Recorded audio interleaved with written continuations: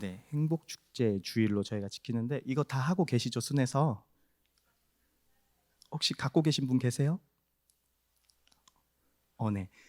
우리가 이번에 이제 포커스를 잡은 거는 우리 순 안에 있는 장기 결석자들, 좀 이렇게 방황하고 있는 아직 방학 중에 계신 우리 순원들을 꼭 연락을 취해서 같이 우리가 다음 주에 무결석 주일로 또 많이 초청해서 함께 예배드렸으면 하는데, 오늘은 행복축제 주일 한 주 전인 오늘은 좀 함께 나눌 말씀이 잃은 양을 찾는 비유에 대해 여러분들과 함께 좀 나누려고 합니다.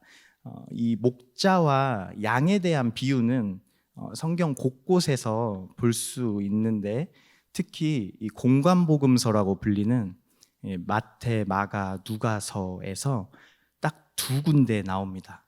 오늘 본문 말씀 마태복음 18장하고 누가복음 15장에 이 잃은 양 비유가 등장을 해요. 그래서 이렇게 성경책을 보시면, 여러분 혹시 오늘 성경 가지고 오셨나요? 아니면 핸드폰 어플이라도 좋으니 오늘은 한번 같이 켜서 같이 보면서 했으면 좋겠어요. 마태복음 18장을 한번 펴주시고, 이렇게 성경책을 보시면은 병행본문이라고 해서 비슷한 내용을 담고 있는 그 본문 같은 경우 소주제가 있어요. 소주제 아래에 표기가 돼 있어요. 예를 들면 누가복음 15장 3절에서 7절 말씀 보면은 그 소주제 밑에 마태복음 18장 12절 13절이 이렇게 기록되어 있어요. 병행본문이라는 의미예요. 그래서 이렇게 전통적으로 이 마태복음의 잃은 양 비유와 누가복음의 잃은 양 비유는 이 잃은 양을 찾는 목자의 마음, 그러니까 결국 한 영혼도 잃어버리기를 원하시지 않는 하나님의 마음을 아는 것이 핵심인데, 그래서 두 본문이 요지는 같지만 잘 살펴보면 사실 다른 이야기를 하고 있습니다. 먼저 누가복음과 마태복음의 듣는 대상이 다릅니다. 마태복음 18장은 제자들에게 하신 말씀이고 누가복음 15장은 바리새인들에게 하신 말씀이에요. 누가복음 15장은 믿지 않는 자들에게 하신 말씀이라면, 오늘 마태복음 18장은 제자 공동체, 믿는 자들에게 지금 말씀을 하고 있습니다. 그렇다면 마태복음 18장의 잃은 양, 이 잃은 양은 도대체 누구를 말하고 있는 걸까요? 바로 제자들 중, 지금 제자들에게 하시는 말씀이죠. 제자들 중 길을 헤매는 자들을 말하고 있습니다. 조금 더 확장해서 말하면은 교회 안에, 믿는 자들 안에 방황하고 있는 사람들을 말하고 있습니다. 이것을 어떻게 알 수 있을까요? 누가복음 15장에 이 길을 잃다라는 표현과 마태복음 18장에 길을 잃다는 개역개정 성경, 여러분들이 보시는 개역개정 성경에는 같은 이제 단어로 번역을 해 놓았지만 히라버 성경을 보면은 다른 단어가 쓰여 있습니다.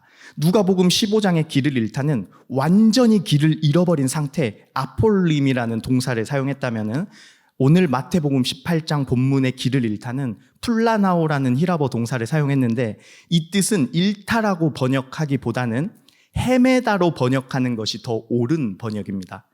양이 아직 길을 완전히 잃은 상태가 아닙니다.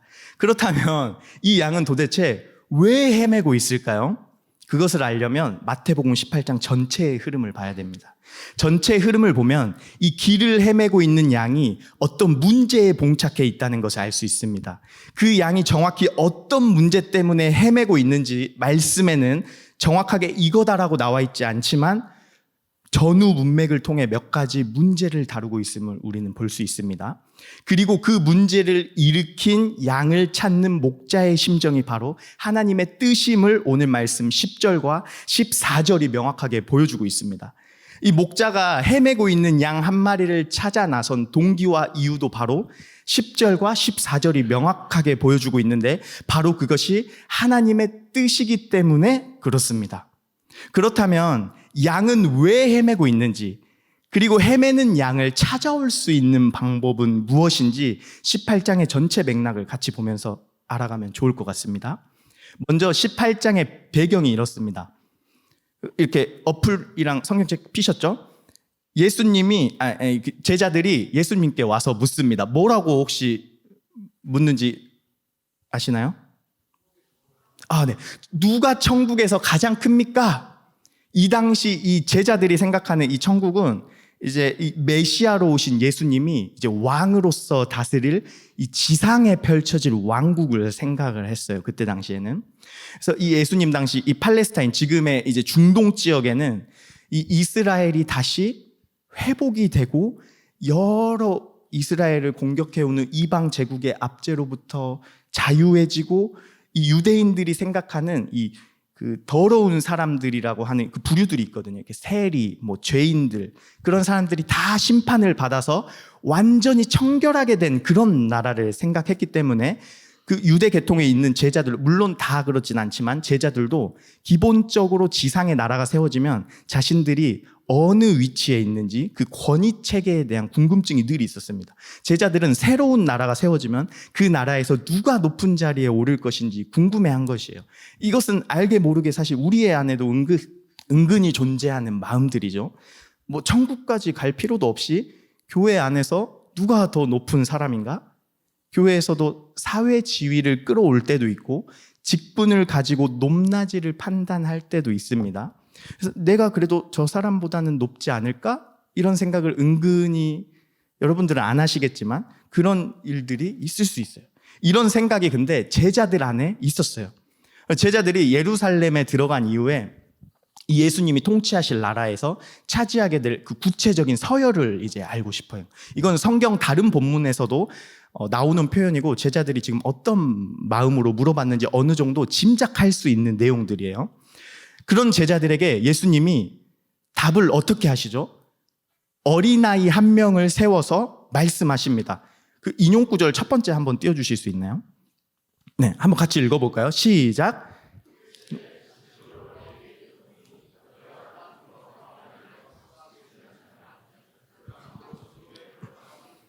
아멘. 네, 예수님은 이 제자들의 질문에 천국에서 누가 큰지에 대한 직접적인 답을 바로 주지 않고 누가 천국에 들어갈 수 있는지에 대해 먼저 말씀하십니다. 그리고 이어서 4절 말씀, 천국에서 큰 자에 대한 직접적인 이제 대답을 해주시는데 같이 읽어볼까요? 시작.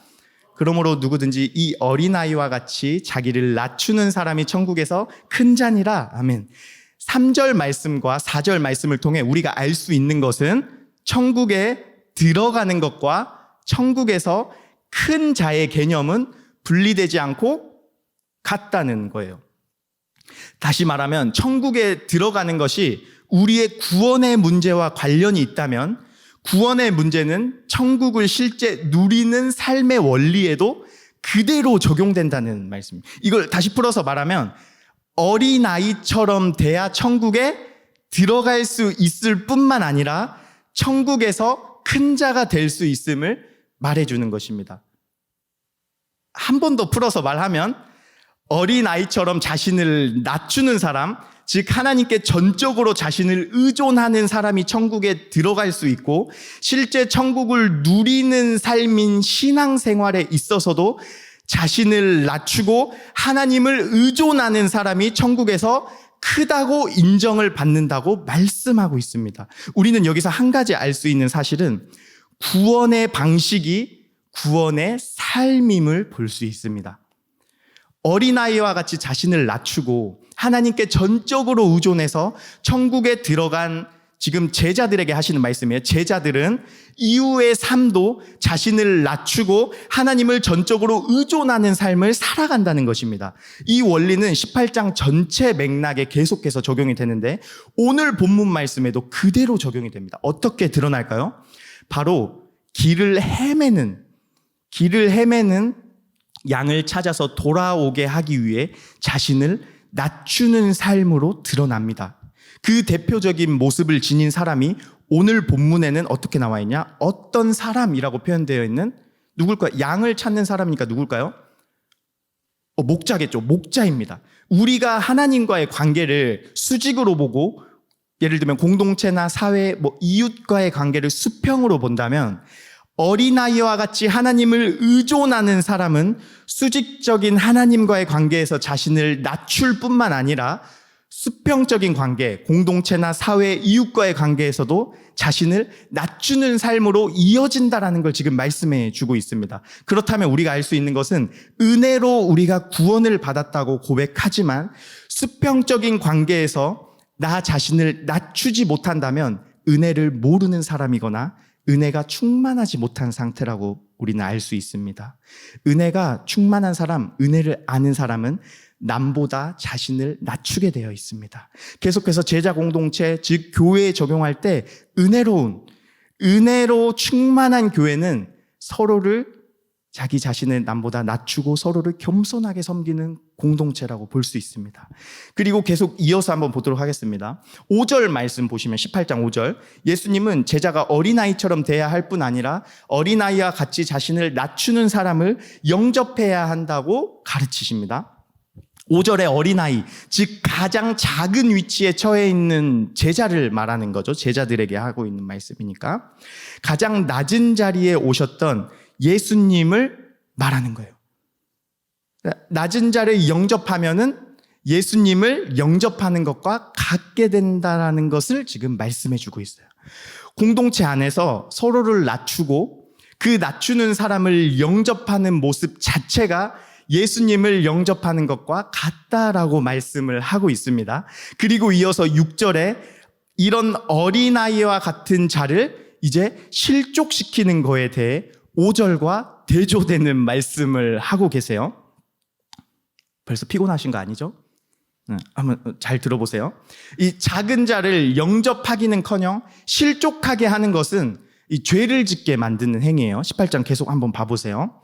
그리고 심지어 더 강하게 표현하면 복음을 믿지 못하게 만들어버리는 행동을 말합니다. 이 죄가 얼마나 큰지 아주 엄중하게 다루고 있는데 어린아이, 이 작은 자로 표현된 이 사람을 실족시키는 것은 지옥에 던져지는 죄이기 때문에 아주 엄중하게 다루고 있습니다. 그럼 우리가 방금 이제 나눴던 6에서 7절이 이 타인, 특히 작은 자를 걸려 넘어지게 하는 자들에게 지금 경고한 메시지라면은 이어서 8에서 9절은 갑자기 어떤 말씀이 나오죠? 막 이렇게 범죄하면 뭐 잘라버리라 그러고 눈 빼버리라 그러고 이런 말이 나와요. 이게 무슨 말이냐면은 세상에서 오는 유혹에 넘어가는 자에 대한 바로 스스로 무너지는 경우를 다루고 있습니다. 그러니까 발과 손, 눈 이런 거는 세상과 접촉하는 신체 기관을 대표하는 거죠. 이 사람은 세상과 접촉하는 신체 기관을 통해 끊임없이 죄의 유혹을 받게 됩니다.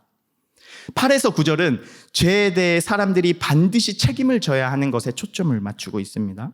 이 자신이 생각할 때는 매우 이 작은 일 또는 아무것도 아닌 문제로 보일지라도 죄의 결과는 모든 것을 희생해서라도 피해야 할 정도로 아주 엄중한 것임을 예수님이 지금 말씀해 주고 계십니다.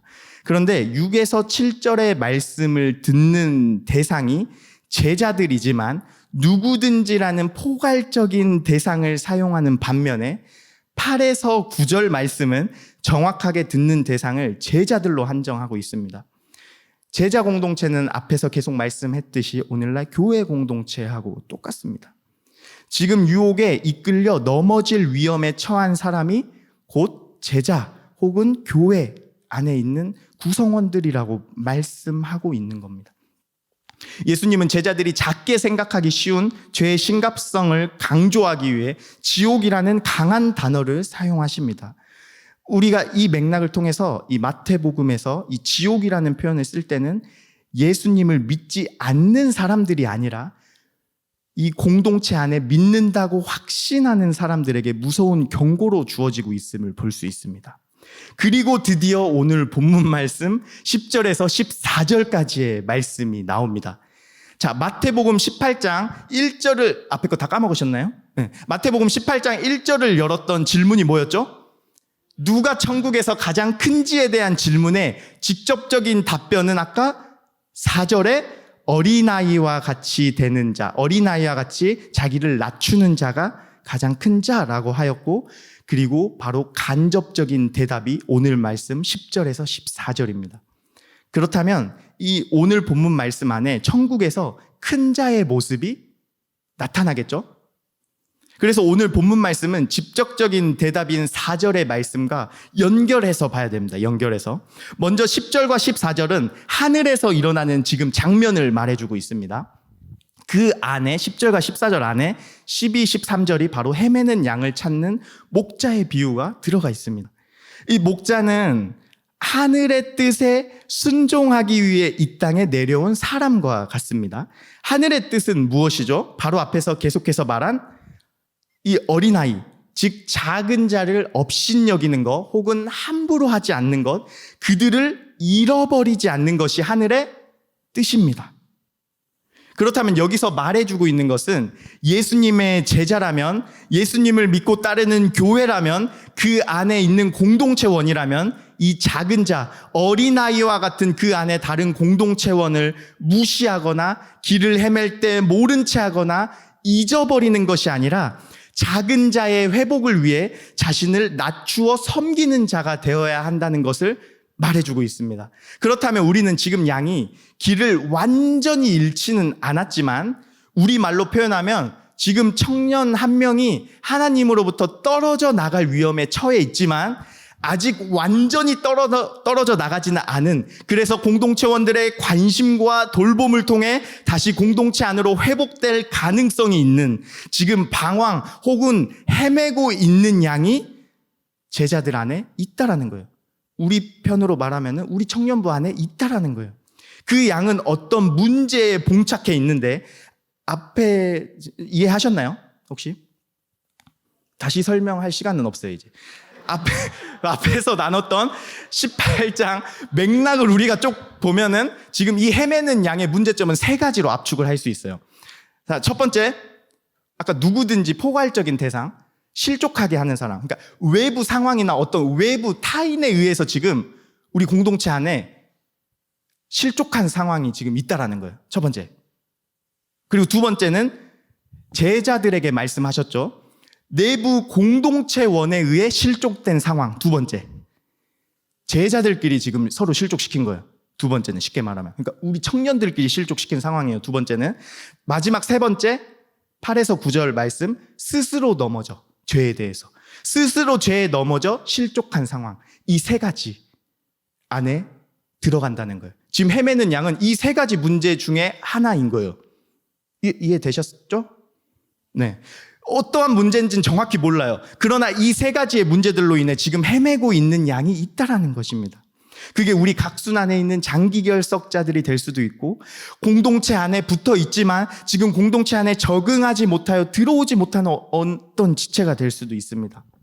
우리는 오늘 말씀을 통해 그러한 지체를 찾는 목자의 심정, 하나님 아버지의 마음을 알아 헤매고 있는 우리 순 안에 있는 지체들, 또 청년 공동체 안에 있는 지체들, 더 나아가 내가 마음에 계속 품고 기도하고 있는 어떤 지체를 돌아오게 하기 위해 어떤 모습을 보여야 된다는 거죠? 4절의 답처럼 바로 낮은 자의 모습, 어린아이와 같이 낮은 자의 모습을 다시 회복하는 시간이 오늘 되었으면 좋겠습니다. 자, 길을 헤매는 양은 공동체 안에 신실하게 머물지 않는 지체를 지금 말하고 있는 거죠. 그래서 공동체는 이분법으로 그냥 나눠버리면 신실하게 머무는 자들과 헤매는 자들이 지금 함께 공존하고 있습니다. 어쩌면 길을 헤매는 한 마리의 양은 남아있는 99마리의 양에 비하면 우리의 눈으로 보기에는 가치가 별로 크지 않을 수 있어요. 그럼에도 불구하고 목자가 99마리의 양을 두고 이 양을 찾아 나섰다는 사실은 사실 우리의 시각, 어떤 우리의 가치 판단이 아니라 목자의 시각에서 더 큰 가치를 판단할 수 있도록 우리에게 새로운 시각을 열어준다는 것입니다. 이 가치가 없어 보이는 그 양을 향한 하나님의 시선이 우리 안에 자리 잡으면 이제 그 양을 어떻게 하면은 그러면 찾아올 수 있을까? 헤매고 있는 양은 내가 누군지 정확히 알지. 그런데 어떻게 찾아올 수 있냐는 겁니다. 헤매고 있는 양을 찾는 어떤 사람의 모습을 통해서 우리는 그럼 그 방법을 알아야 됩니다. 이 사람은 아까도 말했듯이 목자입니다. 목자의 대표적인 모습을 우리는 어디서 찾아볼 수 있을까요? 우리는 목자의 모습을 통해 헤매고 있는 양을 찾는 방법을 알아야 됩니다. 이 헤매는 양을 찾는 이 목자의 모습은 사실 구약 성경에 여러 곳에 등장합니다. 그래서 이제 이 좀 유명한 성경 해석학자들은 대표적으로 뭐 에스겔 34장, 뭐 예레미야 23장, 50장, 이사야 40장을 보통 근거로 삼고 있는데, 이런 본문들에서는 두 목자의 대조를 통해 양을 찾는 모습을 우리에게 보여주고 있는데, 두 구도는 바로 이렇습니다. 악한 목자하고 선한 목자. 그런데 이 목자가 양을 찾는 장면과 이런 본문들이 연결된다는 점은 맞는데, 오늘 마태복음 18장 전체 맥락을 고려하여 생각해 볼 때 목자가 양을 찾는 과정에서 어린아이와 같이, 작은 자와 같이 자신을 낮추는 모습을 고려해 본다면 그러한 모습을 볼 수 있지는 않은 것 같습니다. 오히려 이 선한 목자의 이미지는, 하반기 때 거기까지 나갈지 모르겠는데 강 목사님께서 요한복음이 오히려 그 선한 목자에 대한 그 이미지에 오히려 더 부합합니다. 처음 18장 1절 천국에서 누가 더 큽니까? 에 대한 직접적인 답변이 4절 어린아이와 같이 자신을 낮추는 사람. 여기서 이 낮추다라는 이 단어가요, 이 공동체 안에서 상대적으로 낮아진 개념을 말하고 있습니다. 조금 더 확장해서 얘기하면 종이나 노예 신분에게 사실 사용되는 말인데, 이 용어가 이 마태복음 안에서 사회적 개념으로 사용될 때는 어떤 의미가 되냐면, 이 낮추다라는 표현이 수치를 겪다라는 표현입니다. 수치를 겪다. 그래서 이 용어 자체가 마태복음에서 아주 중요하게 나타나고 마태복음 전체 제자도의 본질, 제자들에게 사용되어지는 아주 중요한 본질의 단어이기도 한데, 그래서 낮아지는, 자신을 낮추는, 곧 수치를 당할 정도로 낮아지는 삶이 천국에서 진정으로 큰 자가 되는 모습이고, 그 모습으로 헤매고 있는 양을 찾는 목자의 모습은 다른 구약의 말씀보다는, 저는 오늘 함께 몇 구절 보고 싶은 말씀은 바로 이사야서 53장에 나오는 고난의 종이 겪는 모습을 통해 함께 나눠보고 싶습니다. 혹시 이사야서 53장 8절 말씀을 띄워주실 수 있을까요? 우리 다 같이 한번 읽어볼까요? 시작. 곤욕과 신문을 당하고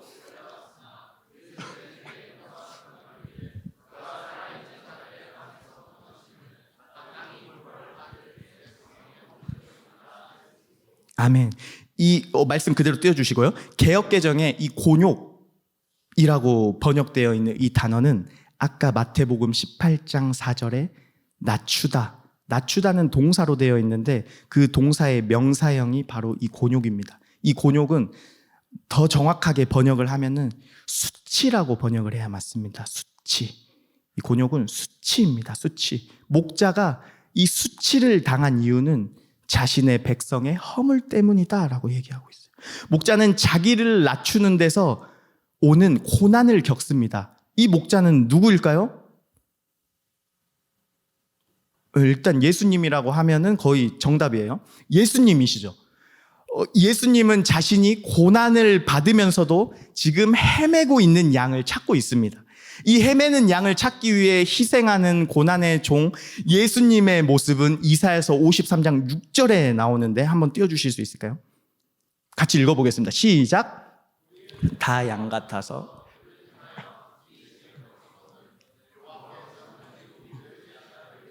담당시키셨도다. 아멘. 이 양 같아서, 우리가 양 같아서 각기 제 길로 갔거늘 제 길로 갔다. 이 단어는 마태복음 18장에 길 잃은 양, 똑같은 단어 플라나오라고 번역되어 있습니다. 똑같은 단어 플라나오. 헤매는, 그러니까 헤매고 있는 양들의 죄악을 예수님에게, 목자에게 전부 씌워버려서 예수님이 수치를 당하고 있는 것입니다. 그렇다면 목자이신 예수님이 자기 자신을 낮추세요. 아까 낮추는 게 중요하다 했죠. 낮추시는데 그럼 자기 자신을 어디까지 낮출까요? 이사야서 53장 7절 한번 띄워주실까요? 감사합니다. 한번 같이 읽어보겠습니다. 시작. 곤욕을 당하여 괴로울 때에도 그의 입을 열지 아니하였으니 마치 도수장으로 끌려가는 어린 양과 털 깎는 자 앞에서. 아멘. 목자는 헤매고 있는 양을 찾기 위해 자기 자신을 어디까지 낮추냐면 바로 자신이 어린 양과 같이 되어버리는 자리까지 내려갑니다. 예수님은 하나님의 뜻에 순종하는 과정에서 마치 도살장에 끌려가는 어린 양과 같은 자리까지 내려갑니다. 그런데 이상하게도 예수님의 고난으로 헤매는 양들의 회복이 일어나요. 물론 이사야서 54장 이후에도 잘 표현되어 있지만 조금 어렵기 때문에 우리 그 베드로 사도께서 아주 베드로전서에서 깔끔하게 잘 표현을 해줬어요. 베드로전서 2장 24절에서 25절 한번 띄워주시겠어요? 같이 한번 읽어볼까요? 시작. 나무에 달려 우리로 죄에 대하여 죽고 의에 대하여 살게 하려 하심이라. 그가 채찍에 맞음으로 너희는 나음을 얻었나니 너희가 전에는 양과 같이 길을 잃었더니 이제는 너의 영혼의 목자와 감독 되신 이에게 돌아왔느니라. 아멘. 목자가 수치를 당하는데 이상하게 양들에게 회복이 일어나요. 양들이 돌아와요. 예수님은 왜 이렇게까지 하시는 걸까요? 바로 그것이 오늘 본문 말씀 아버지의 뜻이기 때문에 그렇습니다. 오늘 본문 말씀 18장 14절 한번 띄워주시겠어요? 다 같이 읽어볼까요? 시작. 이 작은 자 중에 하나라도 있는 것은 하늘에 계신 너희 아버지의 뜻이 아니니라. 아멘. 여기서 작은 자는 길을 헤매는 양을 가리킵니다. 이 양을 잃어버리지 않기 위해 끝까지 찾는 것이 아버지의 뜻입니다. 양을 찾는 목자의 모습은 자기 자신을 낮추는 모습이기에 하늘나라 천국에서 가장 큰 자의 모습입니다. 바로 대표적인 분이 우리 예수님이시죠. 가장 낮은 자리에 오셔서 하나님이 그를 가장 높은 자리로 올리십니다. 하늘나라에서 큰 자, 가장 큰 자인 이 목자는 역설적으로 이 땅에서는 작은 자를 구하기 위해 자신을 수치의 자리, 가장 낮은 자리까지 자신을 낮춥니다. 이게 역설이죠. 예수님은 아버지의 뜻을 그대로 이 땅에 실현하시고 승천하셨을 때 하나님의 뜻은 하늘에서 예수님을 통해 성취되었습니다. 주기도문에 잘 나오죠. 이제 아버지의 뜻은 예수님의 위임을 받은 제자들, 바로 제자 공동체, 오늘날 교회, 목자의 모습을 따라 살라는 명령에 순종하는 제자들, 바로 우리를 통해서 이 땅에서 이루어져 가는 것입니다. 제자들뿐만 아니라 바로 오늘 예수를 주로 고백하는 우리 모두를 통해 하나님의 뜻이 이 땅에 바로 이곳에 또 우리 청년 공동체 가운데 이루어져 간다는 것입니다. 이게 우리의 사명입니다. 이 사명 때문에 많이 지쳐 계신 분들도 이 자리에 있는 줄 압니다. 특별히 우리 순장님들 정말 위로합니다. 그러나 포기하지 않았으면 좋겠습니다. 혹시 수치를 너무 많이 당해가지고 그런 생각이 들 때가 있잖아요. 나는 역량이 안 돼. 나 때문에 순원들이 안 나와. 나는 오히려 순원들을 실족시키고 있어. 그렇게 생각하고 이제 한 해가 다 돼서 1년을 돌아보니 도대체 난 뭘 했지? 그래서 나는 그만 내려놔야겠다. 예수님은 100마리 중에 한 마리지 나는 지금 10마리 중에 막 6, 7마리씩 막 헤매고 있어가지고 놀리는 거 아니에요? 오히려 여러분이 실족하여 넘어질 수도 있을 것 같아요. 그래서 오늘 예수님이 먼저 우리를 만나주시고 우리의 마음을 먼저 회복시켜 주시길 소망합니다. 그 헤매는 양이 혹시 나이진 않았나요?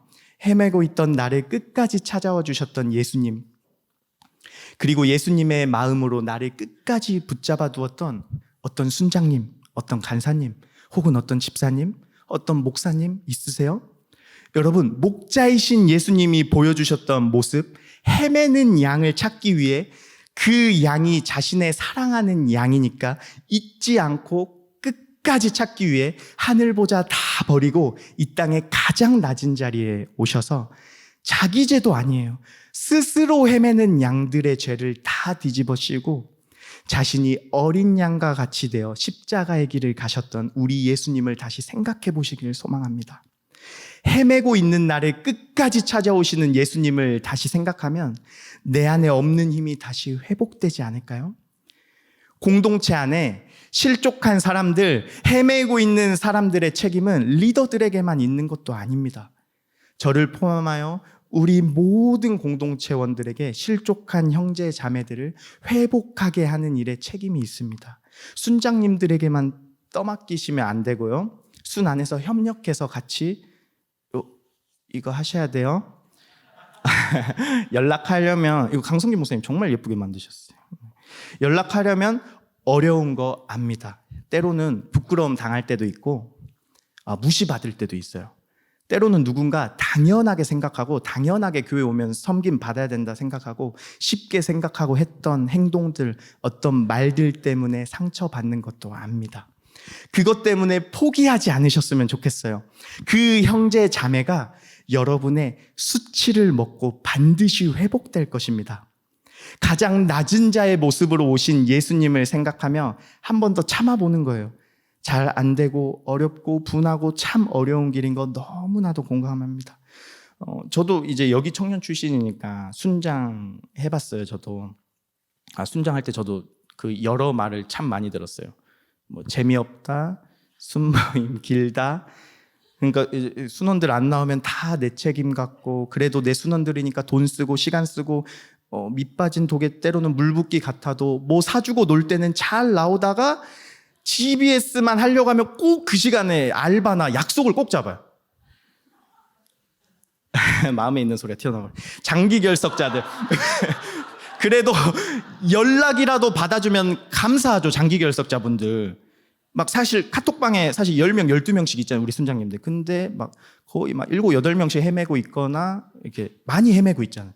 그래도 연락이라도 받아주면 감사한데 그래도 한 번 나왔으면 좋겠다. 저도 장기 결석자가 있었어요. 순장할 때. 한 번 나왔으면 좋겠다. 다른 데 가더라도 예배는 꼭 드렸으면 좋겠다. 그러니까 저한테 그분이 한 번 왜 이렇게 질척거리냐고 그렇게 표현을 해서 깜짝 놀랐지만 제가 사과를 했어요. 미안하다. 그리고 그분이 교회를 이제 안 나왔어요. 그런데 얼마 있다 다시 돌아왔어요. 그분이. 그리고 저에게 장문으로 카톡이 왔어요. 그때는 죄송했습니다. 자기도 힘들어서 막말하고 투정 부렸는데 받아주셔서 감사합니다. 저는 내가 역량이 안 돼서 예배에 안 나오고 순모임에 안 나온다고 생각했는데 사실 그것도 맞아요. 재미없고 길게 하니까. 그런데 하나님이 내 수치를 사용하셨구나, 이 말씀을 묵상하면서 깨닫게 되었어요. 여러분, 순회 안 나오고 있는, 헤매고 있는 양들, 어떤 문제 때문에 헤매고 있는지는 잘 모르겠지만 여러분을 통해 그 사람을 회복시키시고 돌아오게 하실 줄 믿습니다. 이미 떠나 있거나 아니면 공동체 안에 있긴 있는데 더 이상 버틸 힘이 없어 떨어져 나갈 것 같은 분들, 혹여 뭐 이 해석이 맞진 모르겠지만 나는 리더인데, 순장인데 사실 한 마리에 집중했지 99마리 양들 틈에 괜찮은 척 실족한 것을 숨기고 막 내 힘으로 하고 있는 분들 계시다면 우리 모두에게 오늘 회복이 임하길 소망합니다. 이것이 헤매는 양을 향한 하나님 아버지의 마음이고, 아버지의 마음이 예수님의 마음이고, 예수님의 마음이 이제 우리의 마음입니다. 아버지는 자신의 양을 절대로 잃어버리지도 않고 잊어버리지도 않고 끝까지 찾아가십니다. 우리 이 시간 아버지의 마음을 다시 한번 우리에게 부어주셔서 우리가 다시 낮은 자리로 가서, 섬김의 자리로 가서 수치를 당하더라도 그것을 통해 헤매는 양을 회복시키시는 하나님 아버지의 회복해 하시고 돌아오게 하시는 부흥의 역사가 다시 우리 청년부 안에 일어나기를 소망하며 우리 이 시간 다 같이 찬양하고 또 기도하도록 하겠습니다.